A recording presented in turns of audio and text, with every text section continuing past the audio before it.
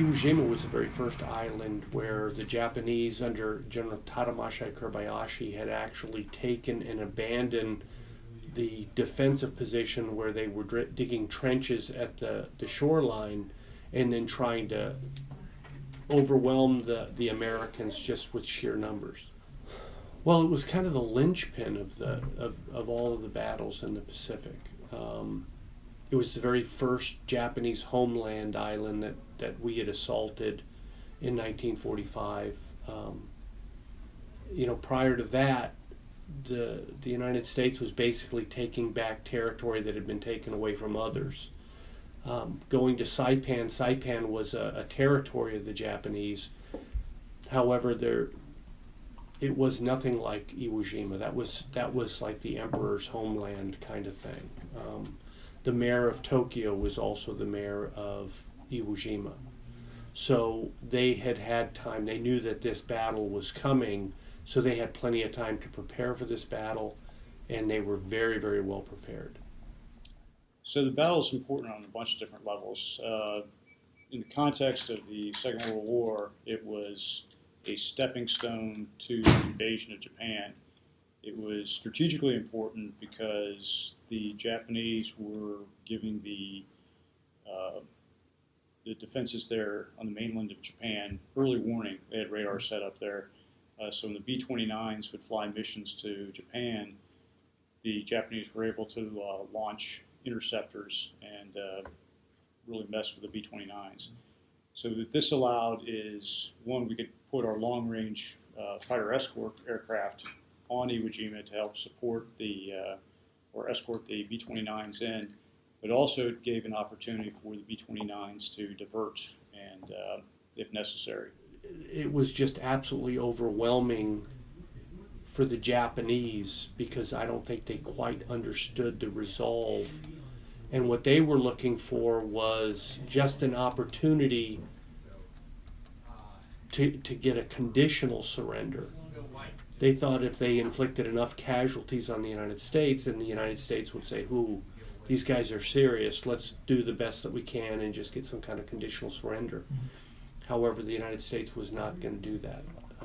They were going to go all the way to Tokyo. They were going to make sure that this never happened again. It's about remembering the greatest generation. You think about how many people died on Iwo Jima out of 22,000 Japanese that were on the island. A little bit less than 200 survived. So this was absolutely devastating for the Japanese.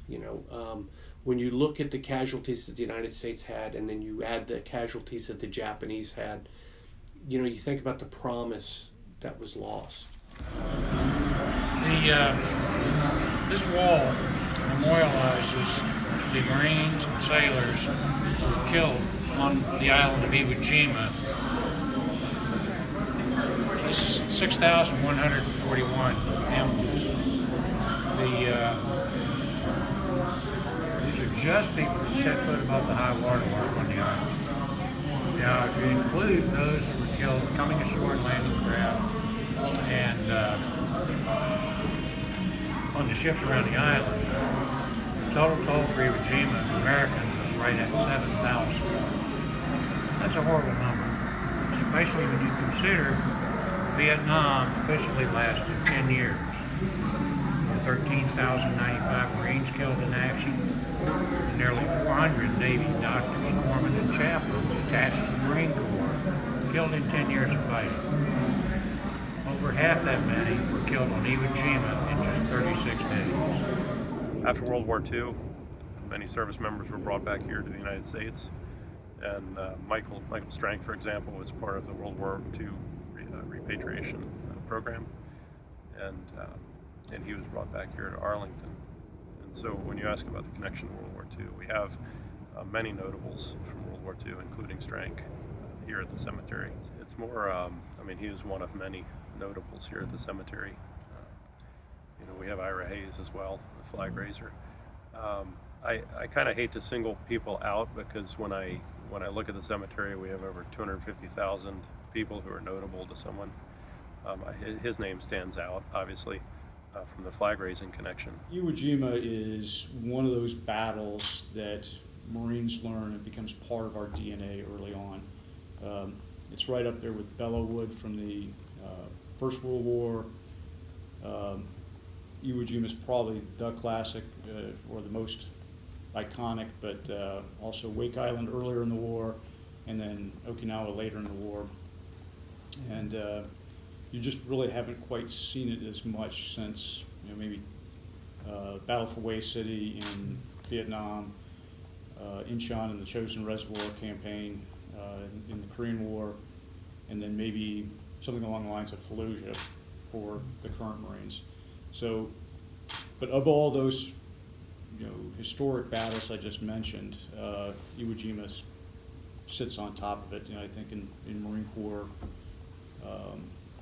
legend, lore, that sort of thing.